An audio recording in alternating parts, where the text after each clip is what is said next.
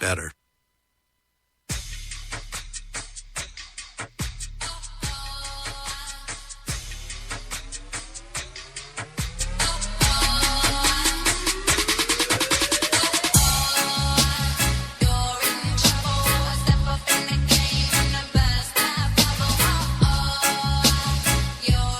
Down your glasses. White Rum has a new captain. Introducing the all-new Captain Morgan White Rum. 5 times distilled for a smoother taste.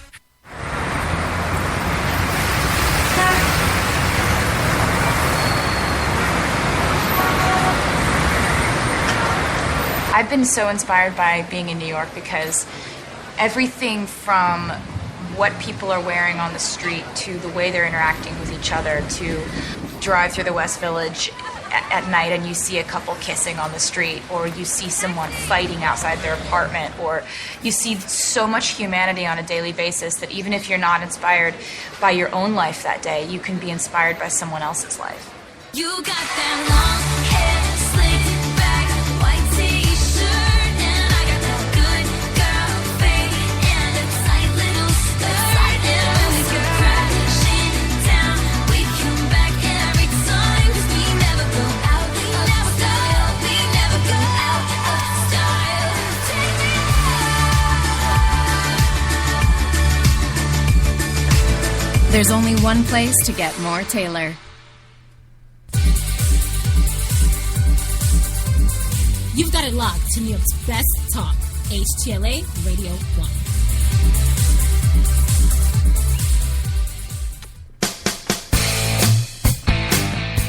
Yeah, you know you do. You do. Absolutely. You got it locked to Crash Talk. Tuesday, January 27th, 2015. 26 degrees still, Central Park, New York. Partly cloudy. Only those 8 inches still, but yeah, it's saying snow, snow, snow for Wednesday, Thursday, Friday. We shall see.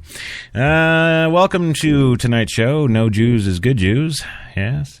And yeah, I guess that I was wrong. I guess that title wouldn't offend any of you because you don't know any better. Ignorance is bliss, I guess, as they say. At the beginning of the show, I played for you a 4-minute clip from CNN giving you the goods, and they couldn't help giving you the goods, of course, about the 70th anniversary of the liberation of Auschwitz death camp from the Nazis. And, yeah, and, of course, they couldn't help but throw in, terrorism of today. I guess to help all you folks out there, I don't know, acclimate to the story, maybe give a shit. I'm not sure quite what that was, but I don't see how it related or pertained to that, but there you go. But of course, I also have for you tonight a report from the BBC that's a little more fleshed out and a little more meaningful. The human imagination still struggles to comprehend what was done here.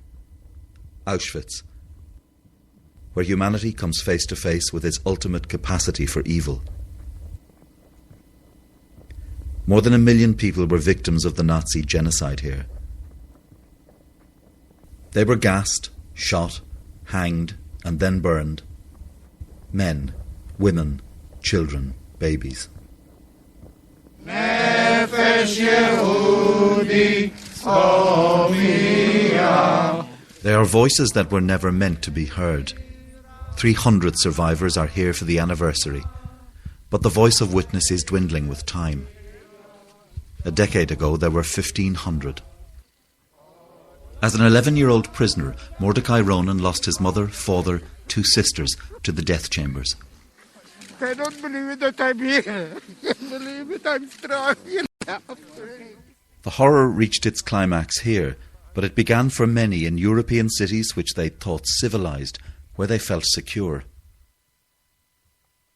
Saya Dugason, arrested in Paris, murdered in Auschwitz.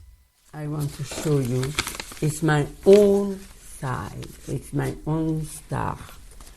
Her daughter Madeleine escaped the roundup of French Jews by French police working for the Nazis.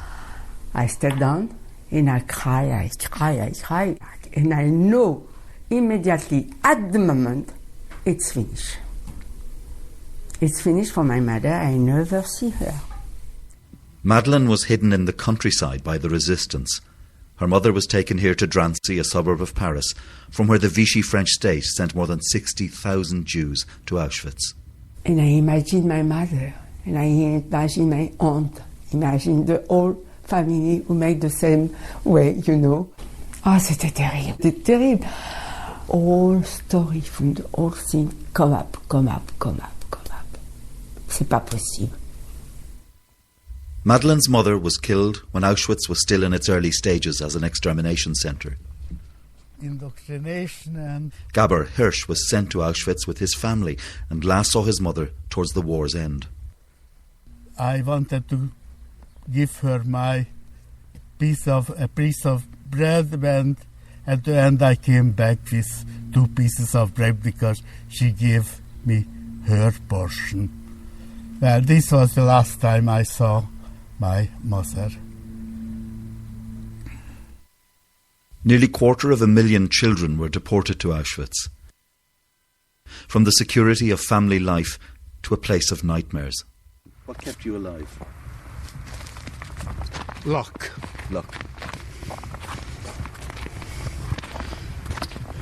You know, I was not very clever, I was not very pretty, I was not very strong.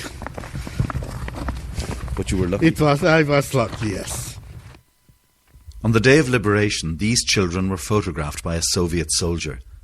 Among them Gabor. 15 years old, he weighed just over 4 stone. That's the boy.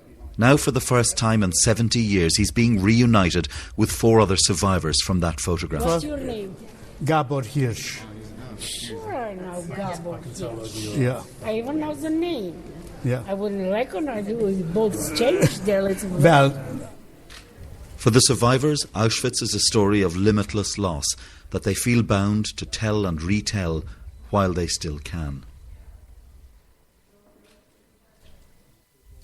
And for humanity, it represents a collective moral catastrophe whose warnings about ethnic, religious and racial hatred go so often unheeded. Collective moral catastrophe. There you go. Does that put it into any better perspective for you? Collective moral catastrophe as opposed to, extermination. Because it doesn't really hit home. Well, some of the younger set may remember the film from Steven Spielberg, Schindler's List. Yes. When in doubt, when you can't get anything through anybody's heads because they don't know history, you start rattling movies, and all of a sudden the memories become alive. Yes, Schindler's List. If you have not seen that movie, I strongly suggest you watch it. Another movie I strongly suggest you watch is Defiance. Oh, don't worry, it's cool. It's got Daniel Craig in it and Liv Schreiber. But it's a story about the Belsky boys. Yes, Tuvia, Zeus, Azael. Do you know what the Belsky boys did? No. This isn't some West Side Story musical opening up on Broadway. The Belsky boys. Yeah, wouldn't that be great? Because then you might pay attention. No. These 3 Jewish brothers in Nazi-occupied Eastern Europe escaped into the Belarusian forests where they joined Russian resistance fighters and then endeavored to build a small village in order to protect themselves and about 1,000 Jewish non-combatants from the death camps. True story, folks.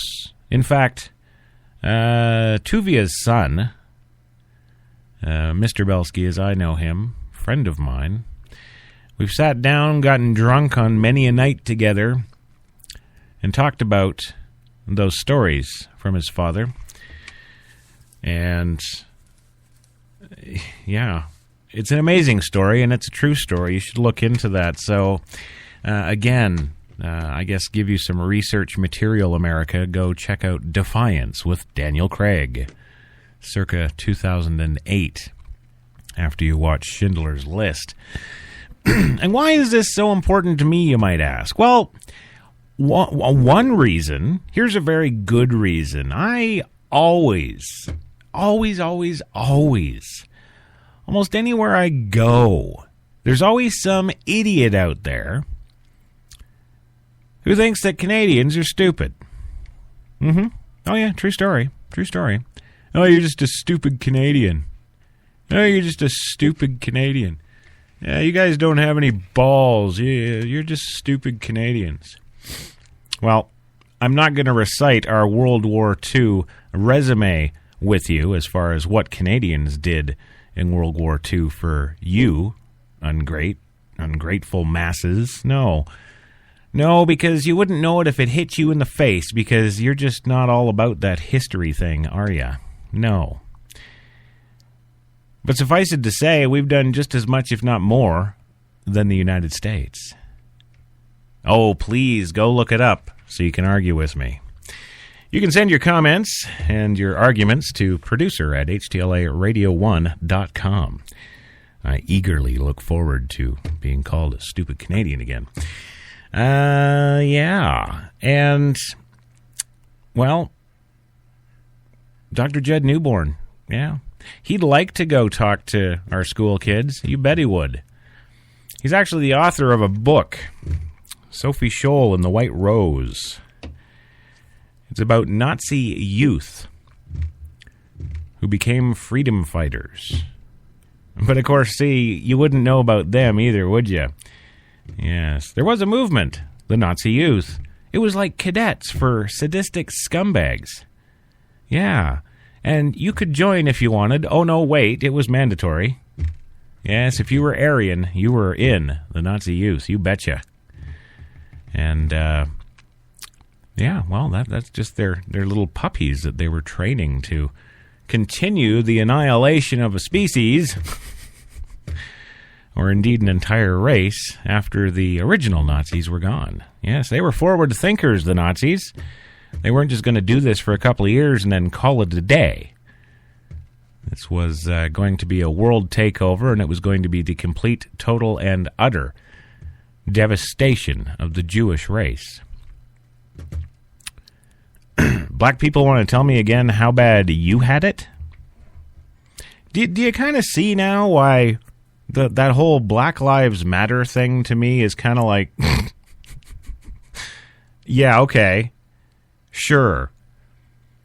Why, because you were whipped? Well, come talk to me after you were exterminated. Oh, wait, you couldn't. I don't know, if I had a choice between cotton masters of the 1850s in the South United States and Nazi extermination, I think I'd be taking the whipping. Just saying. Well, and just like those Germans all across Germany, my age or older, who are seriously concerned about this all repeating itself again, Auschwitz survivors have urged the world not to allow a repeat of the crimes of the Holocaust as they mark 70 years since the camp's liberation. Quote, "We survivors do not want our past to be our children's future." Roman Kent, born in 1929, told a memorial gathering at the death camp site in Poland. Some 300 Auschwitz survivors returned for the ceremony under a giant tent tonight. Some 1.1 million people, mostly Jews, were killed there between 1940 and 1945 when the Soviet troops liberated it. It is expected to be the last major anniversary event that survivors are able to attend in any considerable number. Ronald S. Lauder, president of the World Jewish Congress, told the commemoration, "Jews are targeted in Europe once again because they are Jews." Once again, Jewish boys are afraid to wear yarmulkes in the streets of Paris, Budapest, London, and even Berlin. In the Czech capital, Prague, speakers of parliament from across the EU gathered with the European Jewish Congress to issue a declaration condemning anti-Semitism and hate crimes. Those who survived Auschwitz lived through one of 20th century's worst acts of hatred and inhumanity. Many of those still alive today were children in 1945, but they're elderly now, and this may be the last significant anniversary where so many will be able to gather. A huge white temporary building has been erected over the brick railway buildings where many of the